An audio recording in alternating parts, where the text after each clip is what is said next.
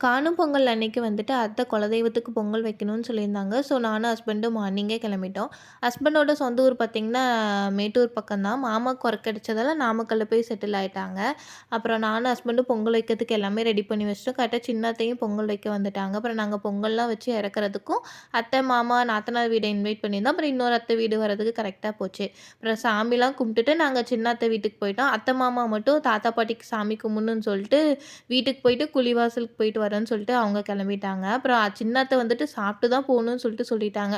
ஒரு 1 1/2 ஹார்ஸ்லயே வந்துட்டு பயங்கரமா சமைச்சுட்டாங்க. மட்டன், சிக்கன், எக்கு, நாட்டுக்கோழின்னு சொல்லிட்டு பயங்கரமா சமைச்சிருந்தாங்க. செம்ம டேஸ்ட்டாவும் இருந்தது. அப்புறம் அத்தை, மாமா வந்ததுக்கப்புறம் நாங்க இருக்க கோழிய வந்துட்டு அத்தை, மாமா கிளீன் பண்ணி தரேன்னு சொல்லிட்டு ஒரு கோழிய ஒரு ஃபேமிலியே சேர்ந்து கிளீன் பண்ணிட்டு இருந்தாங்க. அப்புறம் நாங்க சாப்பிட்டுட்டு ஒரு 1:00 போல நானும் ஹஸ்பண்டும் கிளம்பி அம்மா வீட்டுக்கு வந்துட்டோம். ஏன்னா அன்னைக்கு நைட் வந்துட்டு ஹஸ்பண்ட் கோயம்புத்தூர் கிளம்புறாரு. நெக்ஸ்ட் டே ஒர்க் இருக்குன்னு சொல்லிட்டு.